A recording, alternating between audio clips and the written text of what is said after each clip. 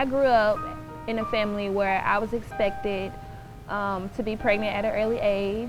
I wasn't expecting to graduate high school, let alone go to college. My family is based around it. Not many graduated high school. Most of my family had kids at a very young age. Mostly emotional abuse, but not too much physical. I was never a child. Like I said, I have 4 younger brothers, and I can remember growing up, changing diapers, you know, warming up the bottle and bathing, and I never really had a baby doll. I actually had a real baby to take care of.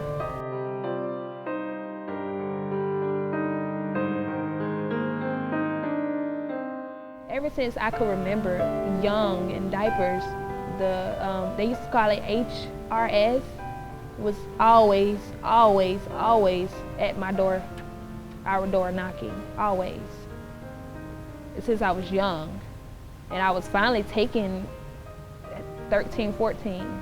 So I was surprised, and I kind of had a sense of regret. I felt like it was my fault. I felt like my brothers was gonna have a horrible life because now they didn't have no one there to take care of them. When I was left in the courthouse by myself, that was the worst day of my life. I can remember my mom sitting in the little room where you have the judge and everybody, and all people sitting next to her, and she was fighting to get my brother back from foster care. And I had my grandmother, my grandmother's mother, all my grandmother's kids. She has 3 daughters. One of them was obviously in there in court, so she had 2 of her kids out there. She had her sisters and everybody. We were sitting like in a, you know, little circle almost, and I was right, you know, sitting right here, and they were all just saying mean things to me, and I was crying, and they was like, "Oh, crying ain't gonna do." I could just remember crying. I walked away, and I was in a room, went to the bathroom, and I cried my eyes out. And finally, someone came around the corner and told me that they called me in, you know, to testify against my brother, because my mother went and get him, and that didn't happen. I didn't even go in there and speak. I was just so hurt.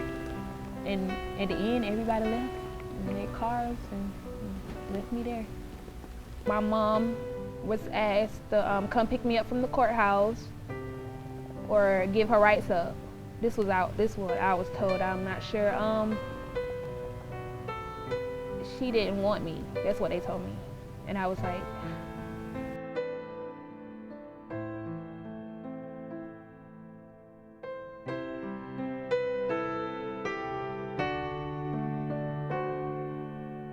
the worst part of my first foster care home was the foster parent. There was no father.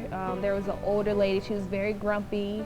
There were 2 other kids living in the home, and it wasn't my type of environment. It was just like, there was roaches. I felt like I was just being taken over by roaches, and that was just, I don't know, it just wasn't my type of environment.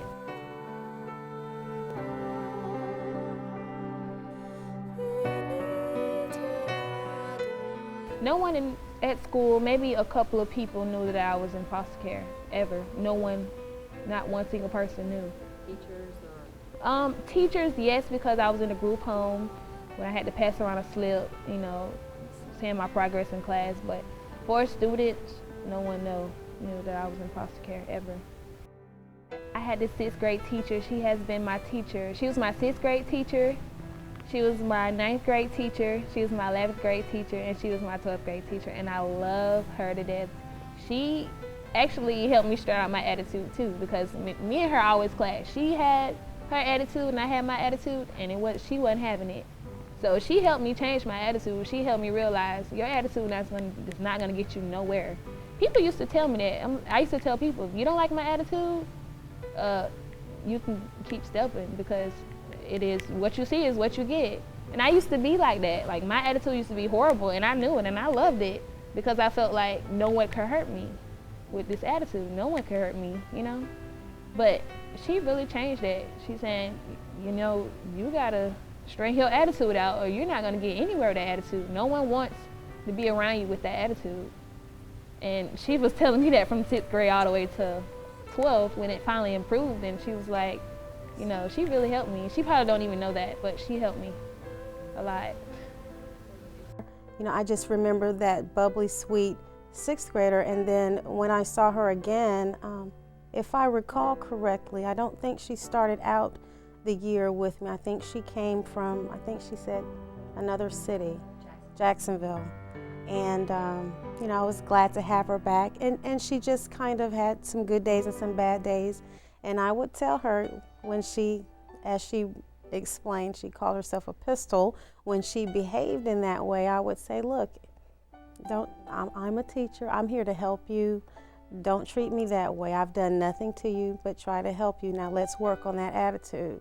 You know, we all have bad days. I have bad days, but I still have to work with these people here. I still have to have a professional relationship, so I have to watch that. So I would constantly, I guess, talk to her like that, like, I guess, big sister-like, you know.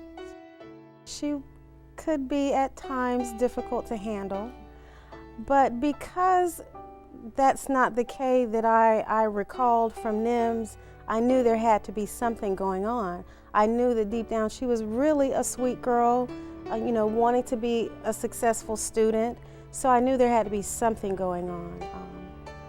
The attendance was getting to be a little bit bad, and then I went and talked to the guidance counselor, and she shared some things with me, and that would be one of them. And you know, she said that Kay was actually, you know, living on her own, being responsible for herself. And I said, oh, we have students that are able to do that. And she said, oh yeah, it's called being an emancipated minor.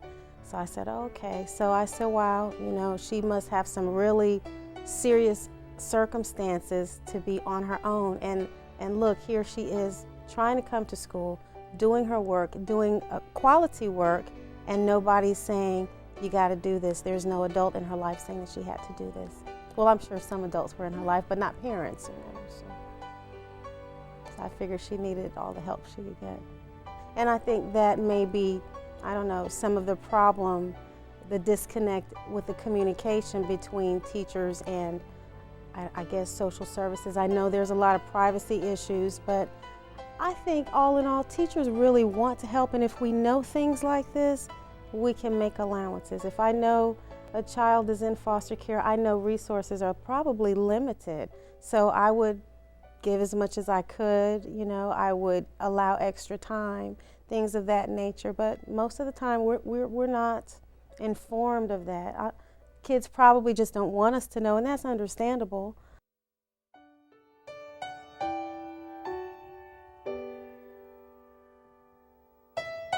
Well, the first thing that the school probably needs to do, to my mind, is be aware that there's this population of children who, in addition to all of the other problems that a child has, also doesn't have a family that the child can rely on.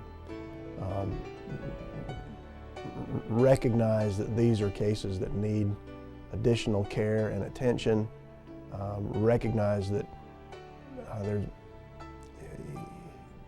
just a whole range of practical problems, from transportation to nutrition to the most basic kinds of parenting knowledge and skills that may be lacking in this child's life. And these cases, because the government has had to intervene, because the Department of Children and Families is having to exercise parental rights, rights that the parents should usually exercise, these children are in desperate need of that additional level of care, and you can't treat them as business as usual, because they're not business as usual. They need to be given special care and attention, and you know, you can't wait. They need help. They need help, and they need help now. Even though I've only been a dependency judge assigned for a year, you take a snapshot in time, I've got cases at every stage.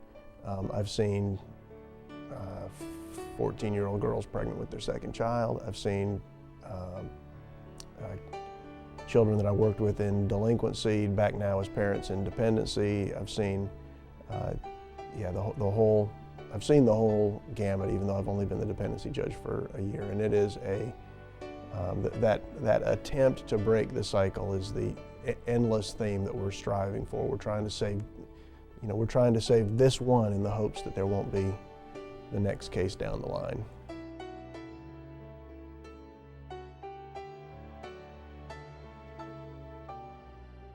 Foster care worked for me wonderfully. I met my wonderful Miss Courtney. Foster care, I had a lot of opportunities.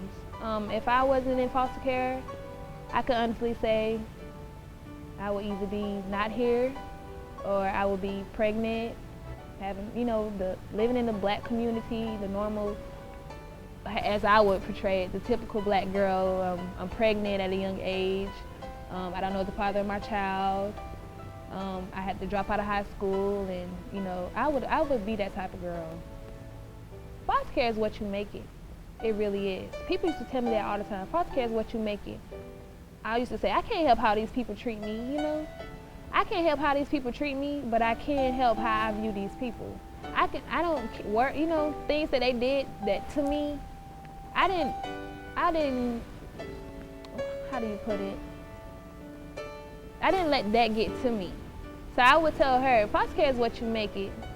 If you want to get somewhere and, and you need some help and you're just going through too much, foster care could help you. You can get in, there's a lot of programs that they introduce you to. There's a lot of nice people they introduce you to.